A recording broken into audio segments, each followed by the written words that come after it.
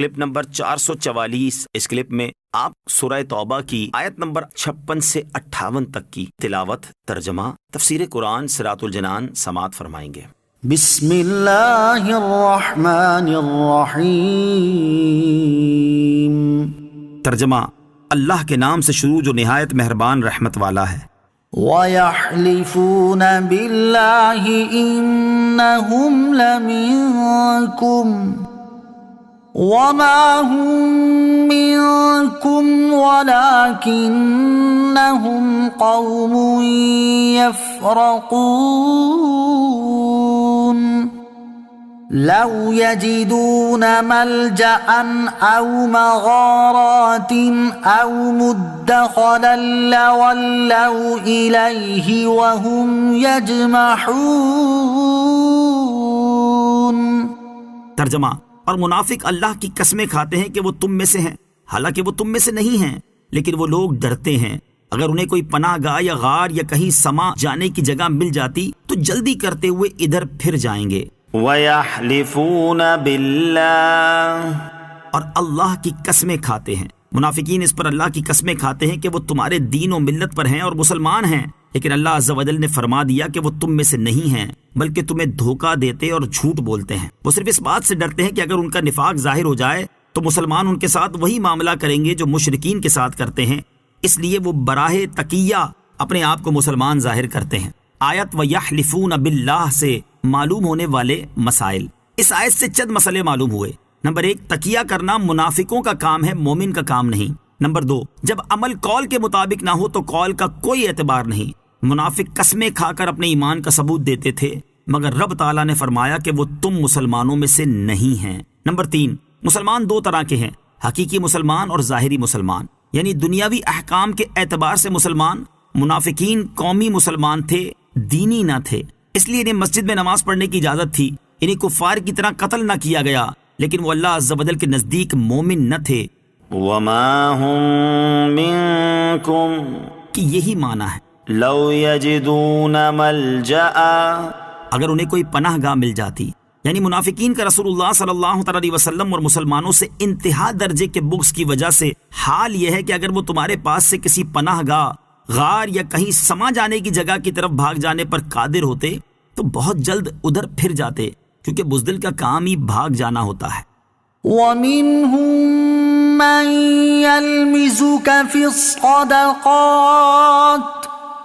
فَإِنْ أُعْطُوا مِنْهَا رَضُوا وَإِنْ لَمْ يُعْطَوْا مِنْهَا إِذَا هُمْ يَسْخَطُونَ۔ ترجمہ، اور ان میں سے کوئی وہ ہے جو صدقات تقسیم کرنے میں تم پر اعتراض کرتا ہے، تو اگر انہیں ان صدقات میں سے کچھ دے دیا جائے تو راضی ہو جاتے ہیں، اور اگر انہیں ان میں سے کچھ نہ دیا جائے تو اس وقت ناراض ہو جاتے ہیں۔ وَمِنْهُمْ مَنْ يَلْمِزُكَ فِي الصَّدَقَاتِ، اور ان منافقوں میں سے کوئی وہ ہے جو صدقات تقسیم کرنے میں تم پر اعتراض کرتا ہے۔ شان نزول، یہ آیت ذوالخویسرہ تمیمی کے بارے میں نازل ہوئی۔ اس شخص کا نام ہرقوس بن زہیر ہے اور یہی خوارج کی اصل و بنیاد ہے۔ بخاری و مسلم کی روایت میں ہے کہ رسول کریم علیہ الصلوۃ والسلام مال غنیمت تقسیم فرما رہے تھے تو ذوالخویسرہ نے کہا، یا رسول اللہ عدل کیجئے۔ حضور پرنور علیہ الصلوۃ والسلام نے فرمایا، تجھے خرابی ہو، میں عدل نہ کروں گا تو عدل کون کرے گا؟ حضرت عمر رضی اللہ تعالیٰ عنہ نے عرض کی، مجھے اجازت دیجئے کہ اس منافق کی گردن مار دوں۔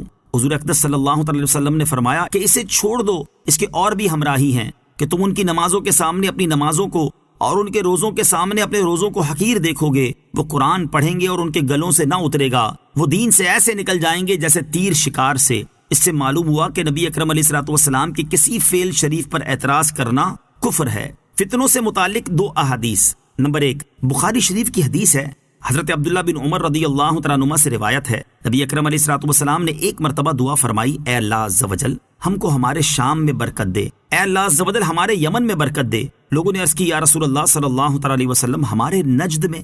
ارشاد فرمایا، اے اللہ عز و جل ہم کو ہمارے شام میں برکت دے، اے اللہ عز و جل ہم کو ہمارے یمن میں برکت دے۔ لوگوں نے پھر عرض کی، یا رسول اللہ صلی اللہ تعالیٰ علیہ وسلم اور ہمارے نجد میں؟ حضرت عبداللہ بن عمر رضی اللہ تعالیٰ عنہما فرماتے ہیں، میرا خیال ہے کہ تیسری بار میں ارشاد فرمایا کہ وہاں زلزلے اور فتنے ہوں گے اور وہاں شیطانی گروہ نکلے گا۔ نمبر 2، مسلم شریف کی حدیث ہے، حضرت علی المرتضیٰ کرم اللہ تعالی وجہ الکریم فرماتے ہیں، میں نے رسول اللہ صلی اللہ تعالی علیہ وسلم کو یہ فرماتے ہوئے سنا ہے کہ آخری زمانے میں ایک قوم نکلے گی جو کم عمر اور کم عقل ہوں گے۔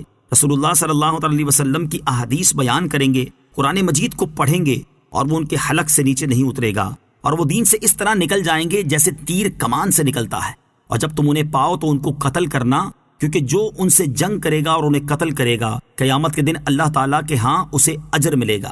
فَإِنْ أُعْطُوا مِنْهَا رَضُوا، تو اگر انہیں ان صدقات میں سے کچھ دے دیا جائے تو راضی ہو جاتے ہیں۔ معلوم ہوا کہ دنیاوی نفع پر حضور اکرم علیہ الصلوۃ والسلام سے راضی ہو جانا اور نفع نہ ہونے کی صورت میں ناراض ہو جانا منافق کی خاص علامت ہے۔ ایسا آدمی نبی پاک علیہ الصلوۃ والسلام پر ایمان نہیں لایا بلکہ اپنے نفس پر ایمان لایا ہے۔